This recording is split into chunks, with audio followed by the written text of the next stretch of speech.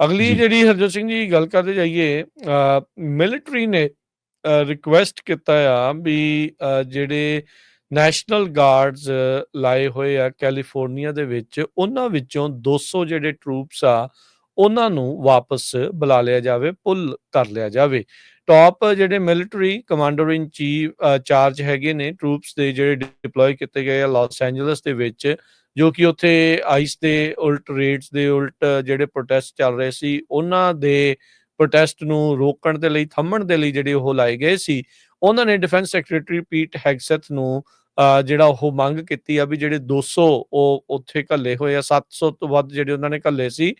Sorry 700 ਕਿਉਂ 4000 sorry ਜਿਹੜੇ ਉੱਥੇ ਉਹਨਾਂ ਨੇ ਘੱਲੇ ਸੀਗੇ, ਵੀ ਉਹਨਾਂ 'ਚ 200 ਜਿਹੜੇ ਆ ਉਹ ਵਾਪਸ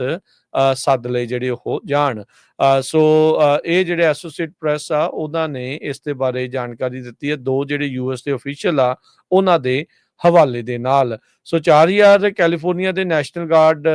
ਉਹ ਤੇ 800 ਐਕਟਿਵ ਡਿਊਟੀ ਮਰੀਨਸ ਉਹ ਗਵਰਨਰ ਨਿਊਸਮ ਦੀਆਂ ਇੱਛਾਵਾਂ ਦੇ ਉਲਟ ਲਾਸ ਐਂਜਲਸ ਦੇ ਵਿੱਚ ਆਈਸ ਦੇ ਉਲਟ ਹੋ ਰਹੇ ਪ੍ਰੋਟੈਸਟ ਨੂੰ ਰੋਕਣ ਦੇ ਲਈ ਉਹਨਾਂ ਨੇ ਲਗਾਏ ਗਏ ਸੀਗੇ। ਸੋ ਫੈਡਰਲ ਟਰੂਪਸ ਦੀ ਜਿਹੜੀ ਡੋਮੈਸਟਿਕ ਡਿਪਲੋਇਮੈਂਟ ਆ ਉਸ ਦੇ ਕਈ ਲੀਗਲ ਜਿਹੜੇ ਸਵਾਲ ਕਹਿੰਦੇ ਵੀ ਉਹ ਉੱਠੇ ਹੈਗੇ ਨੇ, ਪਰ ਹੁਣ